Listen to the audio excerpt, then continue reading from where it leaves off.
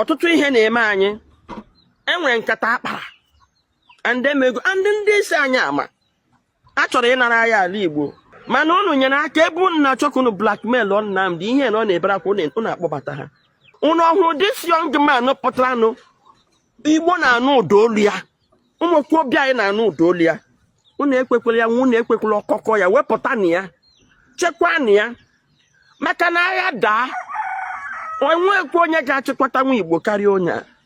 Ndewonu ụmụnne m ndị Igbo ndị ọma njem ọnụ ekelekwa m unu ebe si ewetara unu ozi a bụ n'ụlọ ozi ndị sim.ha asịrị FM aka m bụkwa nwanne gị nwoke 042 Solex onye akụkọ ụwa.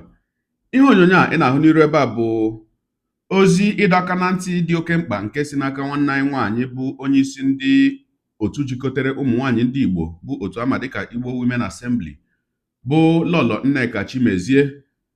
Ozi nke o ziri ndị Igbo wee sị na ihe na-eme n'obodo Naijiria ugbu a banyere ndị Igbo abụghị ihe a kwadoro taa na o teela aka ndị na-eme anyị ihe kwadoro ihe niile na-eme anyị ugbu a mana ọ bụ ihe mwute na ọ dị ka gasị na ndị Igbo niile na-arahụ ụra ma ndị nke mụkwa n'anya emu n'ime ndị Igbo na onweghị ihe onye ọbụla na-eme ịkwụsị ha niile na-eme ugbu a.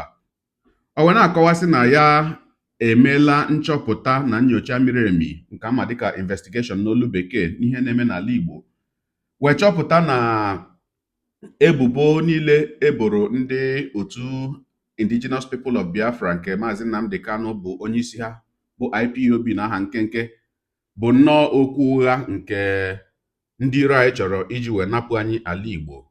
O wee na-ekwu sị na ihe niile na-eme n'ala Igbo gbasara ajọ ọnọdụ nchekwa na imirikiti n'ime ha bụ nkata akpara akpa a chọrọ iji wee nye ndị IPOB aja aha ka e wee kpochapụ ha ma ka e wee kpochapụzia ndị Igbo niile. O wee na-adọ ndị Igbo aka na ntị sị na onye Igbo ọbụla mara na ya bụ onye Igbo n'ihe ọbụla ị ga-emenwu ka echekwa ndụ Maazị Nnamdi Kanu ma chekwakwanụ otu ahụ bụ Indigenous People of Biafra gị mee ya.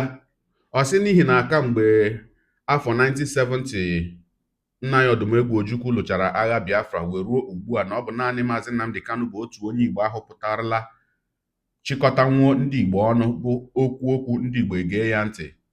O wee sị ma otu onye ahụ pụtarala na-agwanwu ndị Igbo okwu ka ndị obodo Naijiria chọrọ ịnapụ anyị otu a wee sị na onwekwa ihe mere asị na agha apụta echi ma Nnamdi Kanu anọghị na onwekwa onye ga-achịkọtanwu ndị Igbo wee zọọ ala Igbo.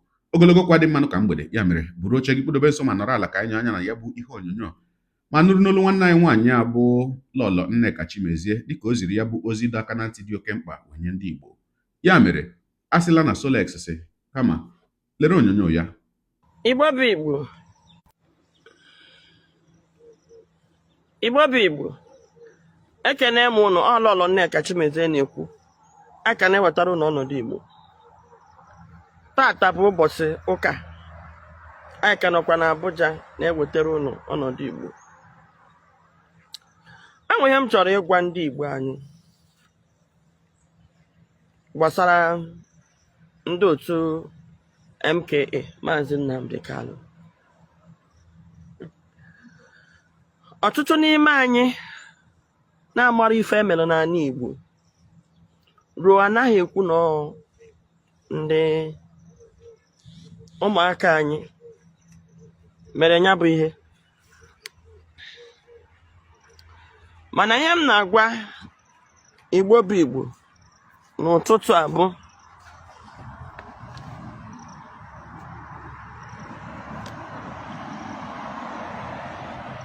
anyị atụlele gaa nyocha wee mata na ihe mere n'ala Igbo bụ nnukwu aghụghọ ka a ghọrọ anyị nwa bụ ndị Igbo. That is ụdị mperi eriri anyị tụọ ekeghe. Unu ọmakwa unu nwa bụ ndị Igbo n'ọmakwa kemgbe ma politicians ga-enu m ntị, ndị eze ga-enu m ntị, ndị na-azụ afịa ga-enu m ntị. Politicians m ga-akpọ afa Gọvanọ Charles Soludo, Gọvanọ Peter Mbah, Governor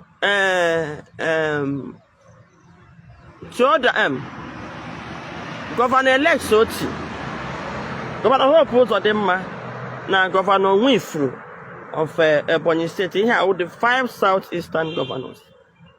And we're going to know no child no where poor. Or child no say you like it, near God's son or God whatever. A gap.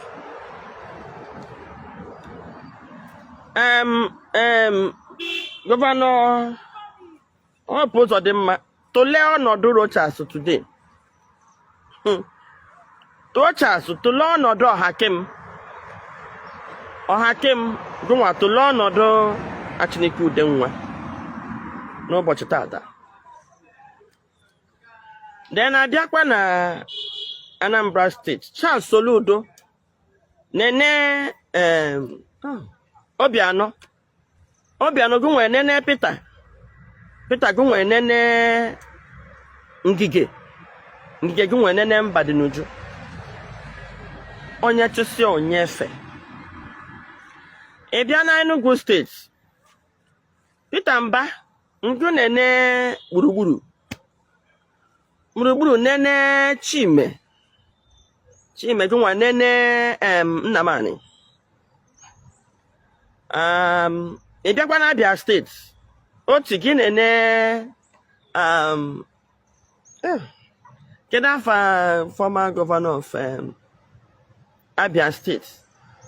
Onye nke nene Teodoji nene Ojo Ụzọka nene Ojo Ụzọkala. Nna ya ukwu Ojo Ụzọkala na akwa ya bụ ụzọkwa mgbe Christmas Tinubu eji eme election. Ndị aji ya na ihe uche EFCC ọ na-agụzi ka parrot.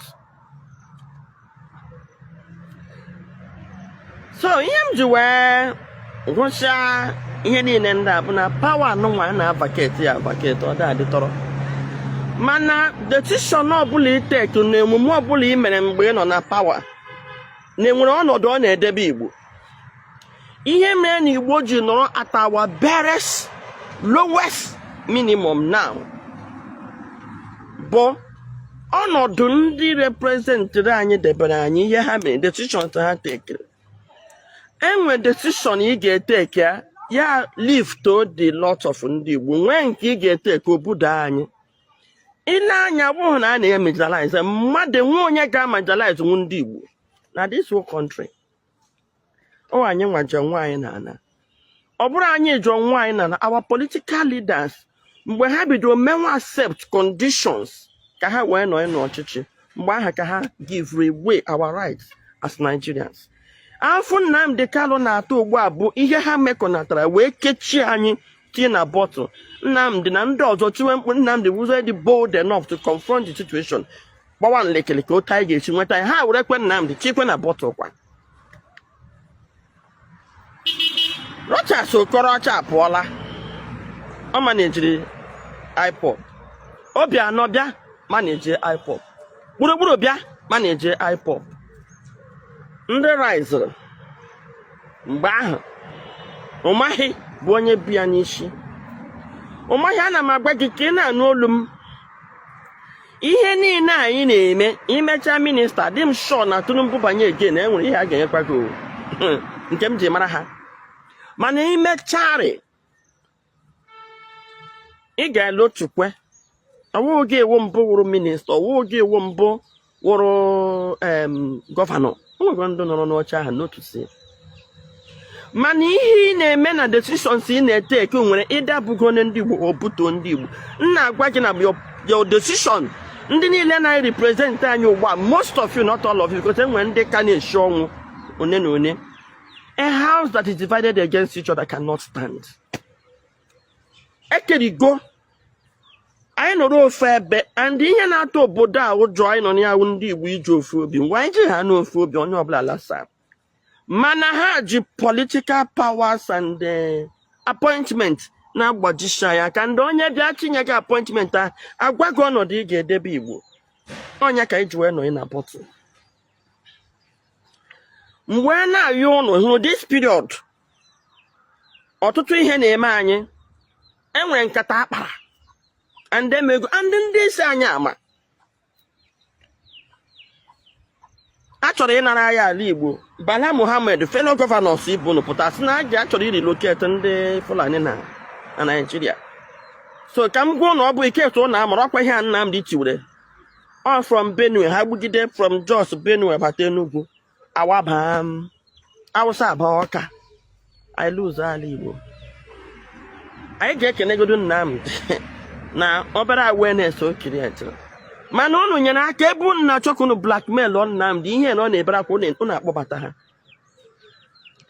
ofe arịrịọ ka m ji wee bịa tata ọ dị mma ka unu wee keep your job na mabacha na APC anyị enwero nsogbu ndị Igbo anyị adịbụghị mbụ enwe nsogbu hope ịpụtara gbụwa aka nara gọvanọ enwe onye nyere gị nsogbu ọ kwajepụtakwa na TV sa anyị na ọ bụgo lọs ọsọ mmadụ labụ from Imo steeti ị ga na-achị ha nna aha anyị chee na asị ịpụtasị anyị isi ha anyị na iwu inweta ya by election nke iji ọnụ gị kọwaa na nwa nke m jisiri ike dọta so ị mere ka ị mara na ị dọtara ya dọta you grabbed it then gwakwana anyị na ị ga-edefend ya ogodi ịkwafu ọbụla ihe niile nọ n'Imo steeti ogodi na mmadụ labụ fọsịrị na ị ga-achị ala ahụ imezuole ihe i kwuru mana ihe anyị na-ayọzi gị nna ya ukwu hope ị nọrụgo biko kwe ka ibiri kwapụrụ anyị ebube agụ ịkpọtara kwapụrụ anyị aside keyboard then isi aka gị dị ọcha n'ihe mere n'Ọsụ wọdụ iro from Ọsụ to ihe ala wọdụ ya ịrụmanya ka ebe ahụ mepee maka ebe ahụ ada agazi ya aga enwere pattern m chọrọ ọ dị ka enweta echi kọpụta some places ama m ihe a ga-eji eme mana isi aka gị dị ọcha n'ọrụ anyị ya bụ iro ọzọ dị ka IBM na-ayọ n'ụtụtụ a tupu m emechie bụ biko na Igbo leaders Igbo bụ Igbo ana m akpọ ndị governors ana m akpọ ndị senators ana m akpọ ndị House of Reps ana m akpọ ndị PG ana m akpọ ndị eze ndị Igbo nọ na diaspora ayụyọ ikpere m nọ n'ala ihe ọbụla m pụtara gwa unu take it to the bank ọ bụ eziokwu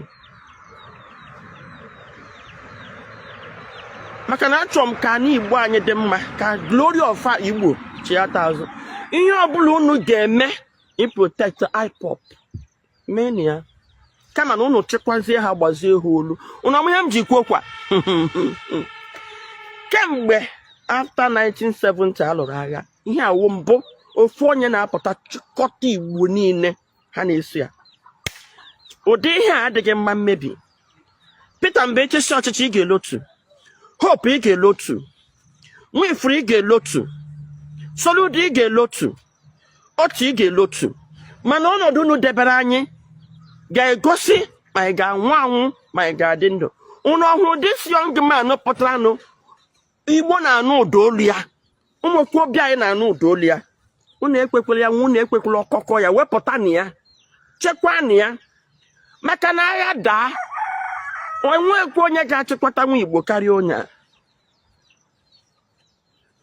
after Ojukwu after 1970 this is the only young man m hụrụ pụtara nụ chịkọnata ụmụ okorobịa kwukwenye na ya agaghị ebu egbe ya agaghị ebu ube ya agaghị ebu mma I am taking my life ụdị ihe m hụrụ n'ala Igbo na ọ bụrụ ndị IPOB na-eme ihe na-eme n'ala Igbo unu chọọ ndị okenye anyị ọbụla enwe ndị okenye ha unu kọmitii kpọpụtanụ m ka m nye unu report ihe m fụrụ n'ala Igbo maka na ọ bụ ihe niile aka ka m kwukwo ihe niile na-ayọ unu with everything we hold sacred unu ekwere ka IPOB tisa kama eziokwu na enwere ọtụtụ ihe ha meghe ebe ha si gaghị mana ha gbalịkwuru ihe ọbụla nwere advantage nwere dis ya ka anyị nọkọ n'ọnụ ka anyị gbakọọ na aka ọnụ tutu wepụta nwa amadi a were nwayọọ hazie ha gbazie ha olu mana sị ekwekwele ka ụtọ anwụọ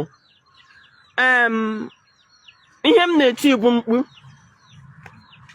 as nwaanyị a na-alụ n'ala Igbo as nwaada Igbo as nne ihe m chewe ụmụ nwoke nọ ofu nwaanyị ụmụ nwoke ịtọ m eruola oge ịnụ nwaanyị enwere nwa m kpọgara obodo oyibo enwere onye nna akpọga maka mwa believe na ịkpọga nwa obodo oyibo modern day slavery ọtụtụ ndị gara obodo oyibo ejekọghị ịlọtanụ mụ asọ ọ bụrụ na m nọ n'obodo a mena di m esi tụtụga wụọ mmadụ kpata ego ụmụ anyị sọkwasa na nke anyị kpatara akpata ha ga-agafe a deto aka nsizo azụ m ha n'ezigbo ụlọ akwụkwọ.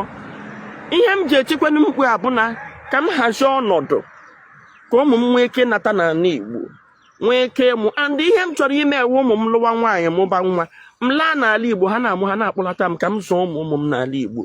Achọrọ m ka Igbo dị gbaa mgbọrọgwụ maka nka. Biko, on behalf of Igbo Women Assembly ndị nne ana m ayọ unu with everything you hold sacred. Dị niile m kpọrọ oku ka m kpọkwa ọzọ ndị governors, ndị senators, ndị House of Reps, ndị eze, ndị PG, unu bụ ndị na-achị ala Igbo. Ihe ọbụla unu na-eme na unu ekwekwala ka otu a na-akpọ IPOB nwụọ. Biko onye ọbụla na-ege ihe atụ saa ya ka o nwee ike iru ndị ihe a kwesịrị iru n'aka. And biko na ị na-atụsa dee onye ọbụla gee ihe a geruo ya n'isi. Ndewo ka ụbọchị tata mara anyị mma.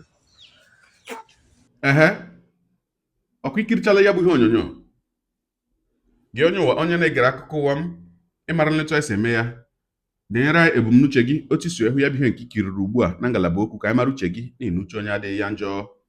Daalụkwa gị onye na-eso eburu anyị sonye. Ekelekwa gị onye asị gị jide ka iji onye asị ya jide ka o ji ịmara na nke o ji kacha mma.